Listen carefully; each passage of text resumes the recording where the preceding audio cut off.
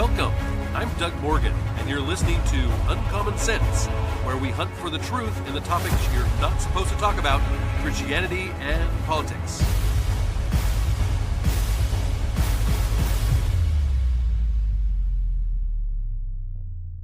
On Monday, we took a look back at 1963. There was a reading into the Congressional record of an excerpt of a book entitled The Naked Communist, and it was by Cleon Skousen. Now, this record was a list of goals that the Communist Party had for the United States. And again, if you remember, communism was not just Soviet Russia and things like that. It was an ideology. It was all over the world. It was it went down to Cuba. There's a lot of countries. I mean, what do you think Vietnam, the war of Vietnam was over? It was to try to stop the spread of communism.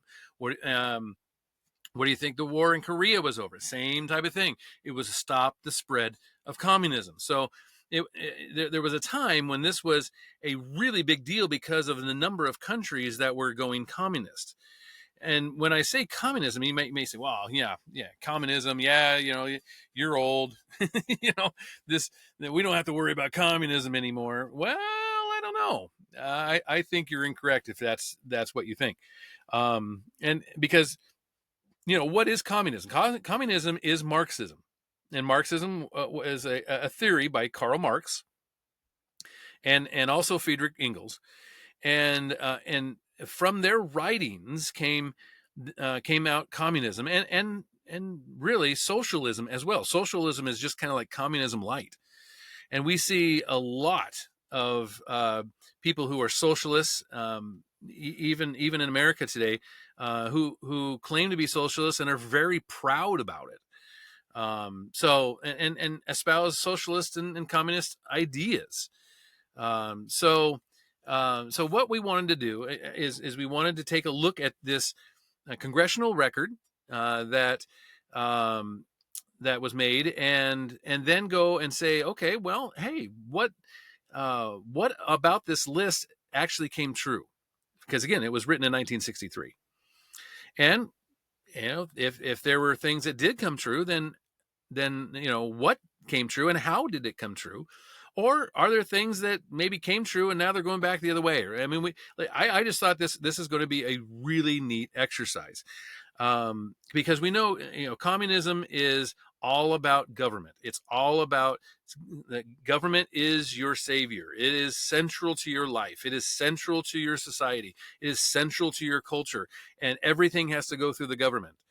You don't have to worry about making money to survive. I mean, capitalism is like the opposite of communism. Capitalism says, hey, you can pick yourself up by your bootstraps. You can earn as much money as you're willing to make, and the time to put in, and the skill to develop, and you can. You don't have to be caught up in any particular class. You can do it. That's that's capitalism. And communism says the opposite. Communism says, hey, you know what?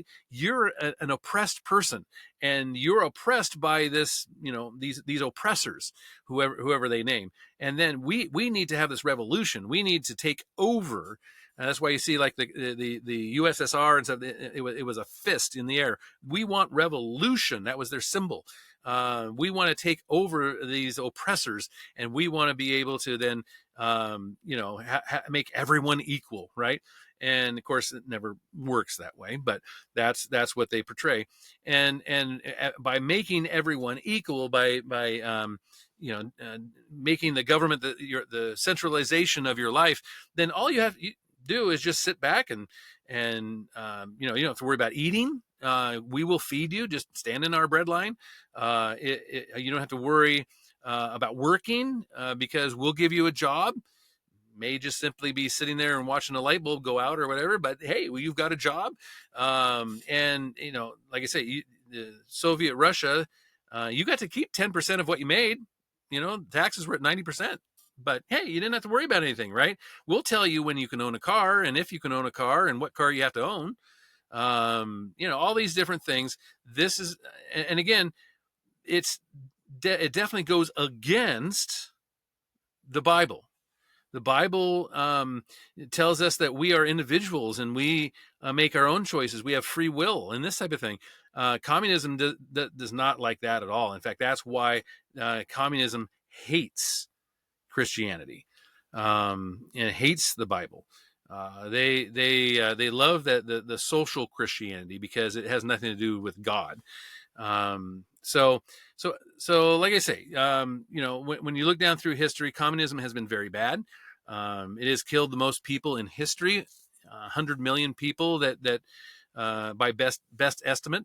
And so, we wanted to take a look at this list of goals by communism and for the U.S.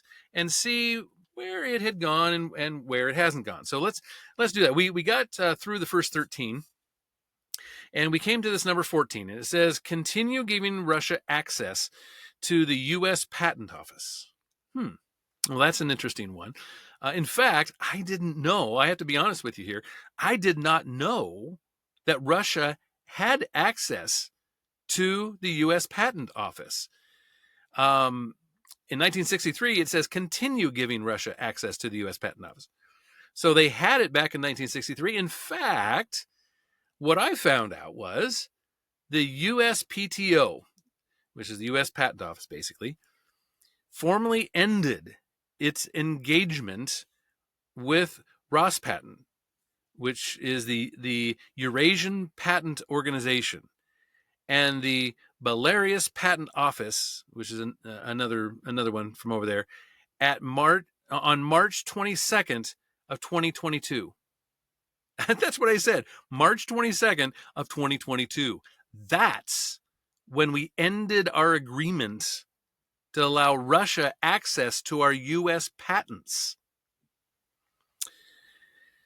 Yeah, we could do a whole pocket. Anyway, let's continue. Number 15, capture one or both of the political parties in the United States. Okay, wow. Oh, man.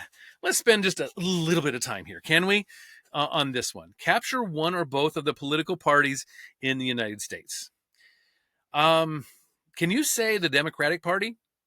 Because if let's say you're a Democrat right now and you're listening to the podcast, you're probably one of two different types of Democrat. Number one, you are a Democrat that feels like the party has left you because you haven't really changed your ideologies much. You haven't changed what you would support when it comes to certain policies and that type of thing. But the Democratic Party has kind of changed in the way that it's gone way left.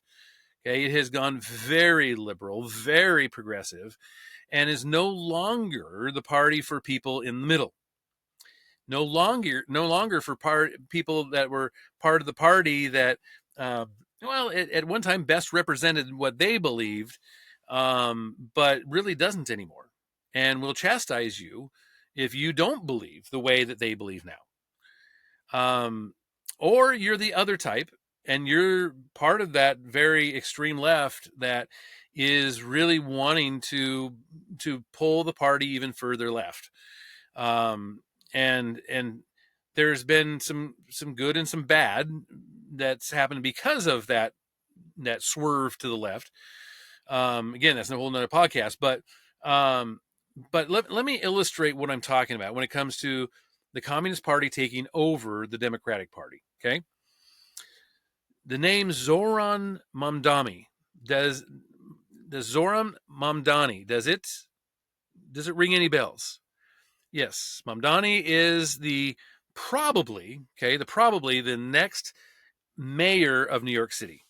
Okay, right now he's at 40% in the polls, and there's a bunch of other people who are splitting the rest of the 60%.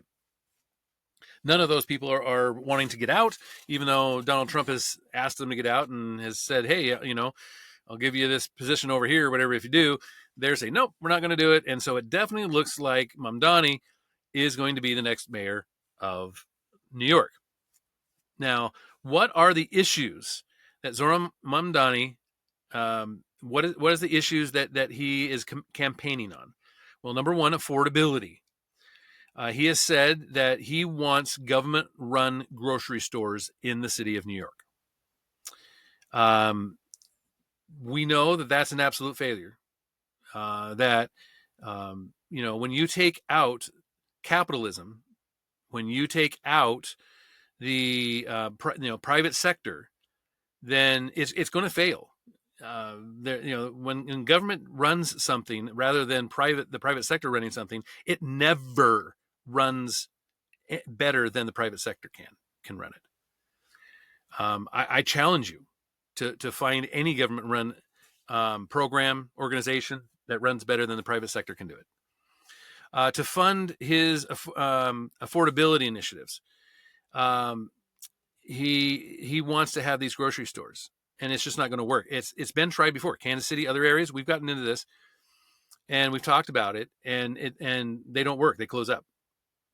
Mr. Mamdani plans to raise the corporate tax rate to 11.5%, which he says will create an additional $5 billion in revenue. It won't. Okay, when taxes go up like that, the businesses are just going to leave. The revenue will go down.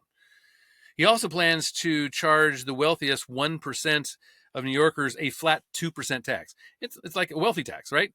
Hey, guess what? You're wealthy. Give me 2%. Again, that's communism, right? He also is campaigning on transportation. And what he's saying about that, he's wanting to make the transportation system free. Free buses, all that. Everything's free. Right, because, hey, we can do that as a government, right? Everything's free. How are we going to pay for it? Tax the rich. Because free transportation always works, right? How about housing? He's wanting rent control. Again, another communist type of, socialist, communist, however you want to put it, type of idea that never works. Rent control basically runs people out. If let's say you're a mom and pop, and you just the house next door comes open, okay, and it's up for sale, and you're like, hey honey, let's go buy that house next door, and that way we can control who our neighbors are, right?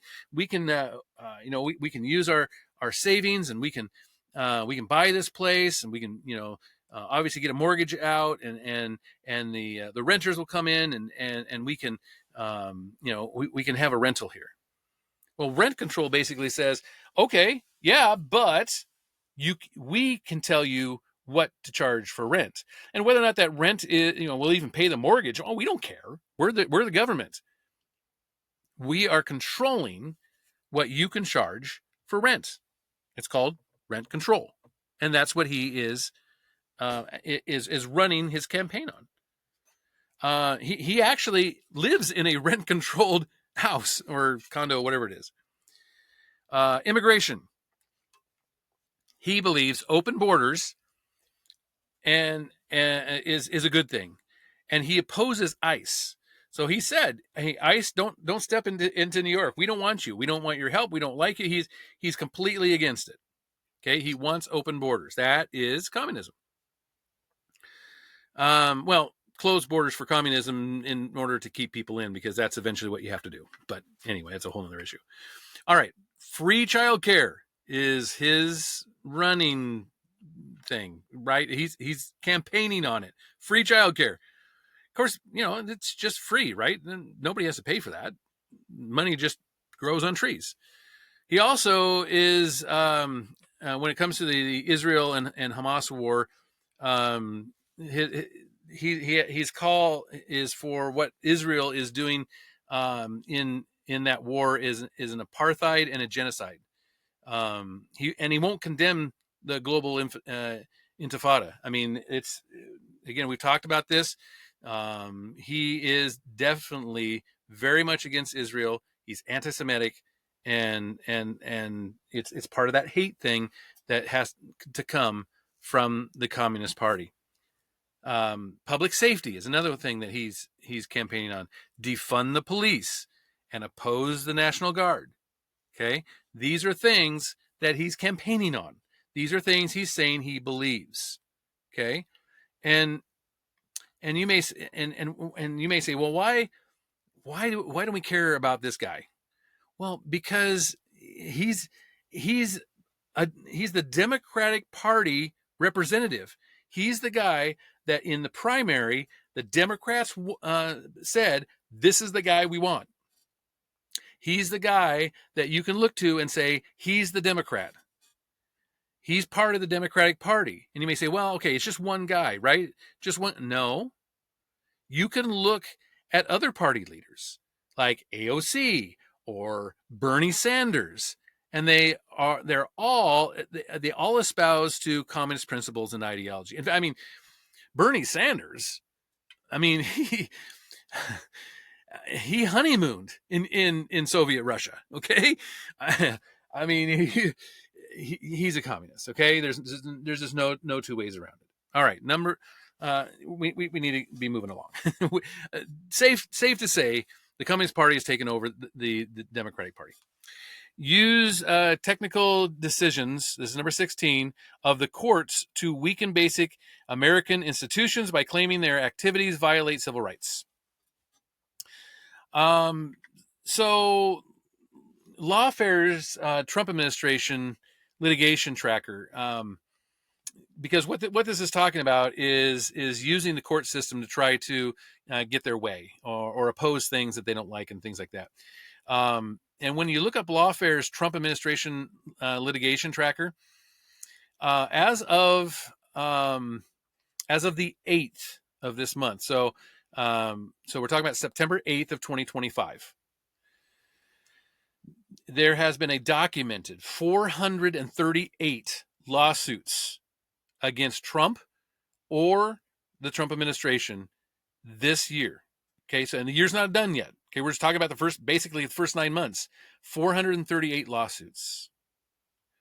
That is using the courts. Every time the administration tries to do something, what happens? There's a lawsuit, right? It doesn't matter what it is. There's a lawsuit, and they're doing exactly what this goal says they want to do. How about get control of the schools? Use them as transmission belt for socialism and current communist propaganda. Soften the curriculum. Get control of teachers' associations. Put the party in line in textbooks. Okay, that's their goal, number 17. And this is a big one, right? In a recent 2025 Cato Institute poll, it found that, get this, 62%, this is mind-blowing, 62% of Americans age 18 to 29 expressed a favorable view of socialism. Let me repeat that one. 62% of Americans age 18 to 29 expressed a favorable view of socialism, which again, socialism is just communism light. In the current 2025 2-year operating budget, Washington State, where this podcast originates, is spending approximately $30.6 billion of the general fund on public schools versus $14.9 billion, basically less than half of that in 2019. So they've over doubled in that amount of time. There's $18,944, so almost $19,000 per student on K-12. Just in my school district alone, teachers are making on average $108,000 a year, including benefits. Some are making $147,000 a year, and special ed teachers make even more. Results, now you may say, well, great. That means that results should be great in your state, right? Results from the 2024 deal show great. They graded the schools and they graded the students on how well they were meeting proficiency on different things. Last year, 30% of fourth graders and 29% of eighth graders met or exceeded proficiency in reading. That's less than a third. While 39% of fourth graders and 27% of eighth graders met or exceeded proficiency in math. And it's getting worse. Oregon, right now, the state of Oregon, They have no standard to receive a diploma. You get a diploma. If you show up and you're breathing, I don't even know if they check if you're breathing, but if you show up there, you get a diploma. It doesn't matter what your grades were. It doesn't matter how many times you showed up for school. You get a diploma. You get a diploma and you get a diploma, that type of thing, right? NEA, the National Education Association, that they announced plans to promote a version of the Holocaust, embrace that that does not even mention Jews. So they're trying to promote that the Holocaust was a thing that happened, but not even talk about the fact that there were any Jews involved. Instead, referencing victims of the Holocaust from different faiths and teaching that Israel was founded through forced violent displacement and disposition. Yeah. The ADL, the CEO of ADL, his name is Jonathan Greenblatt, and he wrote in the Wall Street Journal this. He said, local teacher unions in California have provided teachers with an anti-Israel script. In Minneapolis, they've labeled Israel as apartheid. In Chicago, the teachers union voted on anti-Israel resolutions and posted on social media that, quote, Zionists, people who believe that Israel should have their own country, are not welcome, unquote. In New York, the union representing City University of New York professors voted to divert from Israel. Others have gone so far as to prevent teachers from participating in mandatory anti-Semitism training. When the San Francisco Unified School District scheduled 4 such trainings for high school teachers, their union said they would support any educator who decided to skip the sessions. So, do you think they've been able to take over the school and water down the curriculum and get control of the teachers and whatnot? Yeah, I would say that you could probably make a case there. Number 18, gain control of all student newspapers. Yeah, how about, and this is from NPR. An NPR report from 2023 said China is stepping up efforts to mandate people in other countries on social media, becoming the 3rd most common source of foreign influence operations behind Russia and Iran, according to Meta, the parent company of Facebook and Instagram, of course. Meta took down 5 Chinese networks of fake accounts in 2023. So, do you think they are gaining control of social media and student newspapers and things like that? How about TikTok? TikTok is communist China run app. It's what it is. It's collecting information from every user. It is. There's no two ways around it. You know, what they're doing with that, that's up to another debate, but that's what's happening. That's what TikTok is. Number 19, use student riots to foment public protests against programs or organizations which are under communist attack. Can I name a few of the things here that might fall into this category? How about No Kings? How about BLM riots? How about pro-Hamas riots? How about Antifa riots? How about ICE riots? Or should I say demonstrations? Yeah, many of these protests are paid for. I mean, there's no doubt about it. They are paid for by nonprofits, paid for by George Soros type of organizations and all kinds of different mega donors and whatnot. But this is what they're doing. They are using riots and public protests in order to try to get their way and to force individuals into doing what they want. Many of these riots that are on campuses are led by professors. So yes, this is what is happening even today. And maybe I should say even especially today. Many high school teachers engage and encourage their students and teach them how to protest. they'll take them out and they'll say, hey, you don't have to come to class today as long as you're a part of this protest that I'm supporting. And here's one thing, right? If you want to look at higher ed teachers and how they voted in the last general election, 78% of higher ed professors voted for Harris. 8% voted for Trump. I rest my case. Number 20.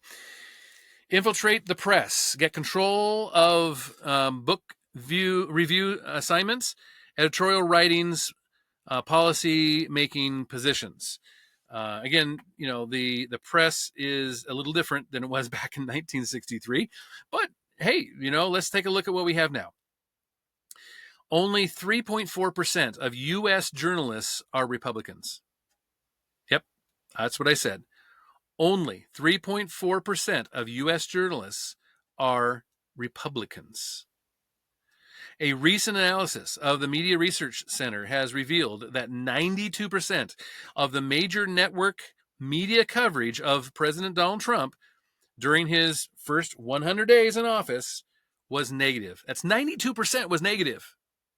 The study examined 1,841 statements made by journalists, anchors, reporters, and experts, as they call them, on ABC, CBS, and NBC. Dismissing any nonpartisan guests and things like that.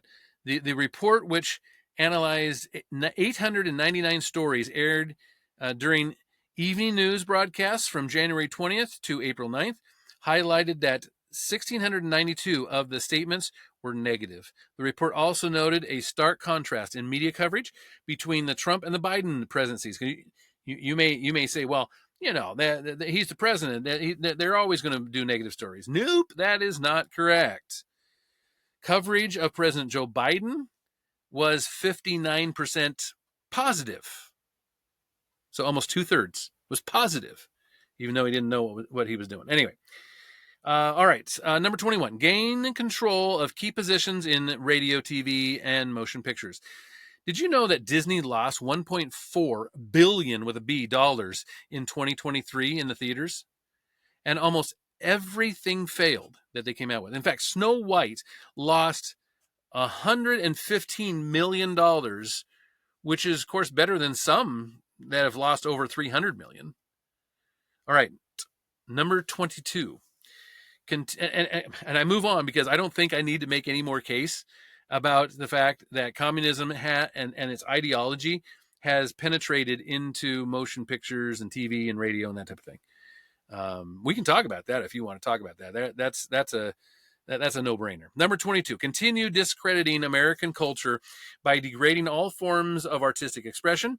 An American communist cell was told to eliminate all good sculpture, all good sculpture, probably scripture too, from parks and buildings, substitute shapeless, awkward, and meaningless forms. Yeah, that's basically called modern art, right? I mean, it really is. If you've ever seen a Hunter Biden painting, you know what I'm talking about. Protesters and Antifa, they're all about removing statues and things.